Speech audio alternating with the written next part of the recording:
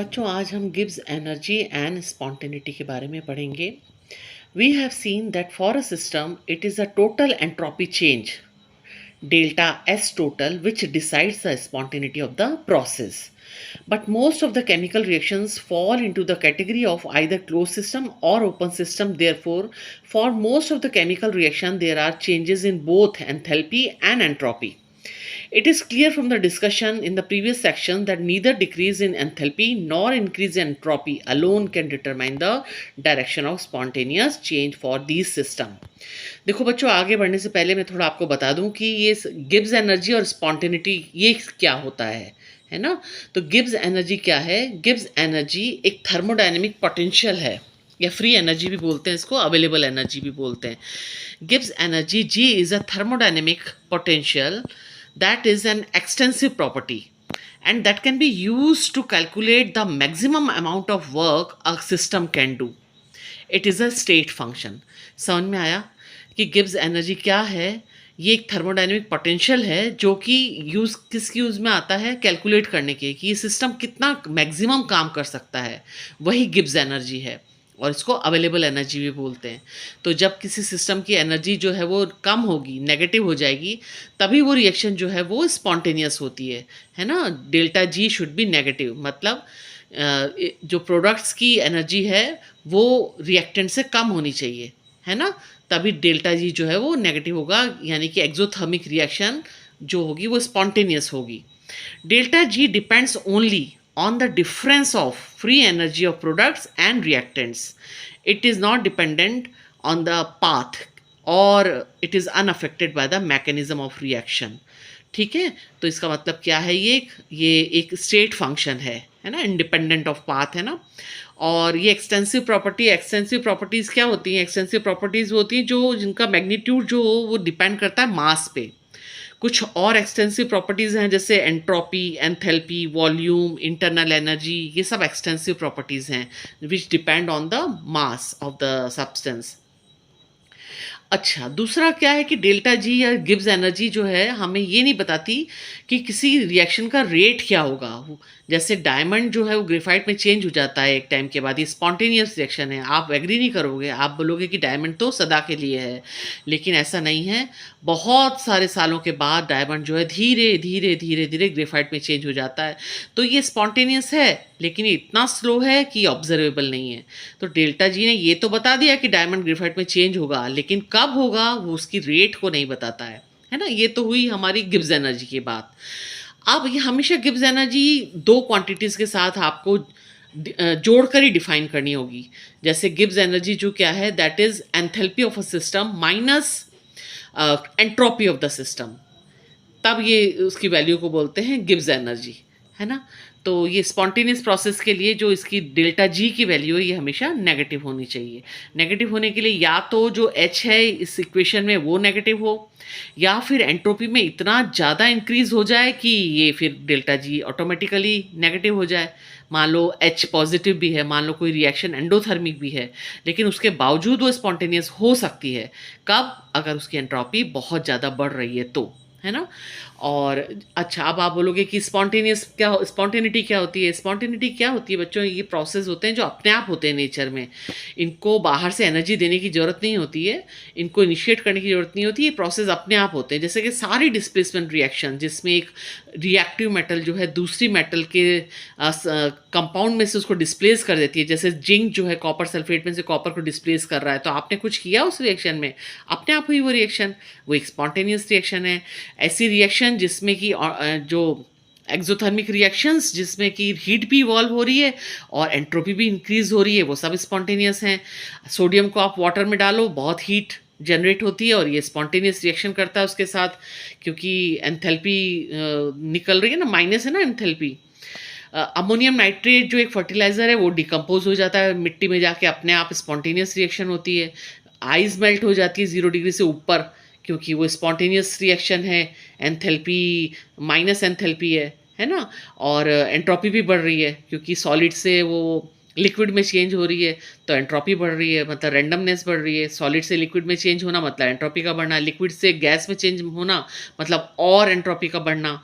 जैसे evaporation of water, ये भी स्पॉन्टेनियस प्रोसेस है। रूम टेम्परेचर पे अपने आप पानी जो है इवोपरेट होता है, क्यों? क्योंकि वाटर से जो वेपर में चेंज हो रहा है, एंट्रोपी बढ़ रही है सिस्टम की।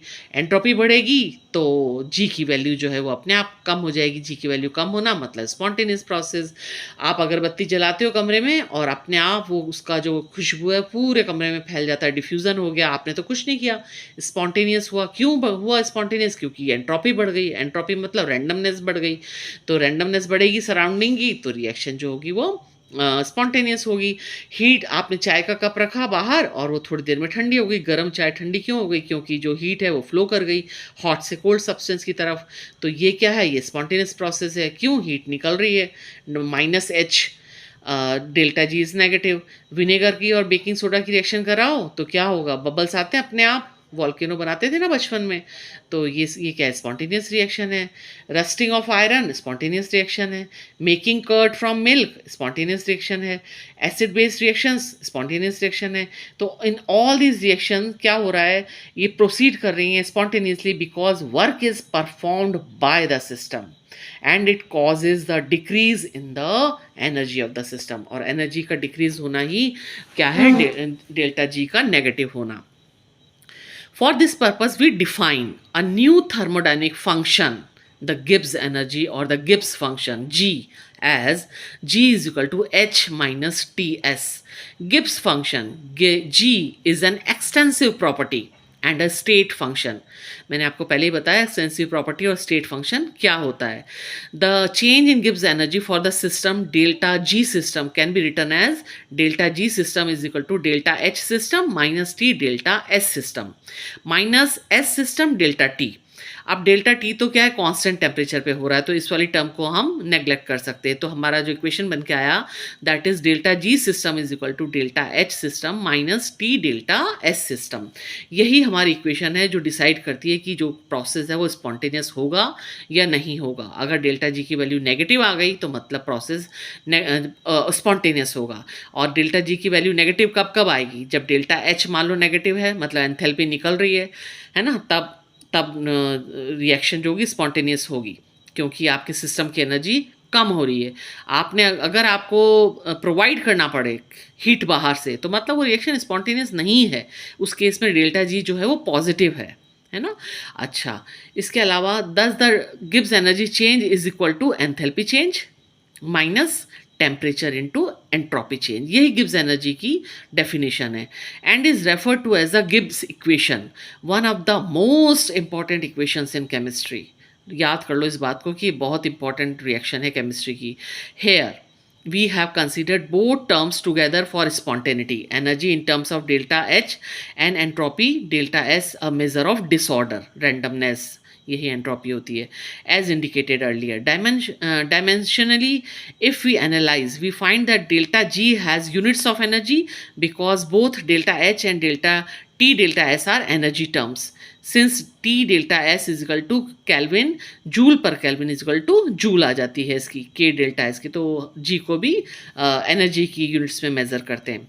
Now let us consider how delta G is related to the reaction spontaneity. देखो स्पॉन्टेनिटी निकालते हैं। Delta S total entropy total change जो है वो किसके बराबर होता है? Change in entropy of the system plus change of entropy of the surrounding. If the system is in an thermal equilibrium with the surrounding, then the temperature of the surrounding is the same as that of the system. Also, increase in enthalpy of the surrounding is equal to decrease in the enthalpy of the system।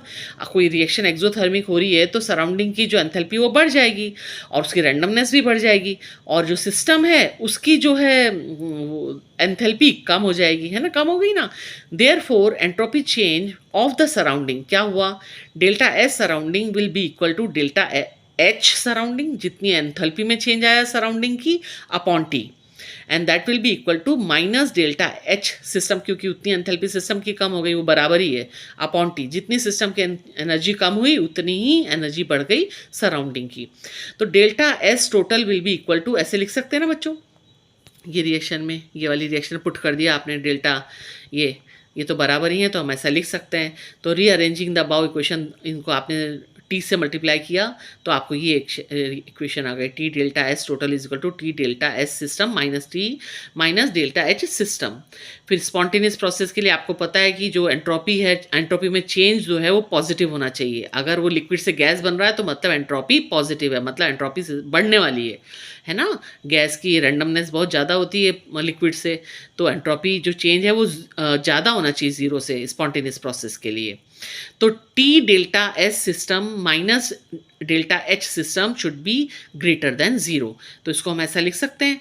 तो इसका मतलब जो है कि जो minus delta G है वो greater होना चाहिए ज़ीरो से, या फिर हम बोल सकते हैं कि डेल्टा, ये जो इक्वेशन है, this equation should have lesser than zero, मतलब नेगेटिव आनी चाहिए डेल्टा जी की वैल्यू, है ना, किसी भी प्रोसेस के स्पॉन्टेनियस होने के लिए। Delta H system is the enthalpy change of a reaction. T delta S system is the energy which is not available to do useful work. So delta G is the net energy available to do the useful work and is thus a measure of the free energy. For this reason, it is also known as the free energy of the reaction. Delta G gives a criteria for spontaneity at constant pressure and temperature. Delta G negative होने का क्या meaning है बच्चों, कि जो reaction में क्या हो रहा है, रिएक्शन में सिस्टम की एनर्जी कम हो रही है ना, तभी डेल्टा जी जो है वो नेगेटिव है। If delta G is negative मतलब less than zero, the process is spontaneous. If delta G is positive, the process is non spontaneous. If a reaction has a positive, अब suppose कोई एक reaction है जो कि positive enthalpy का मतलब है एंडोथर्मिक रिएक्शन है, लेकिन उसका जो एंट्रोपी चेंज है वो पॉजिटिव है, तो वो रिएक्शन को स्पॉन्टेनियस बना देगा। क्यों? इसमें टी डेल्टा एस बड़ा हो जाएगा ना, it will large enough to outweigh delta H, तो फिर डेल्टा जी जो है वो नेगेटिव हो गई। This can happen in two ways. The positive entropy change of the system can be small, in which case T must be large. अगर मान लो delta S जो है वो स्मॉल है ना, वो चेंज बहुत कम चेंज हो रहा है एंट्रोपी पे, तो आप टेम्परेचर ज़्यादा ले लो।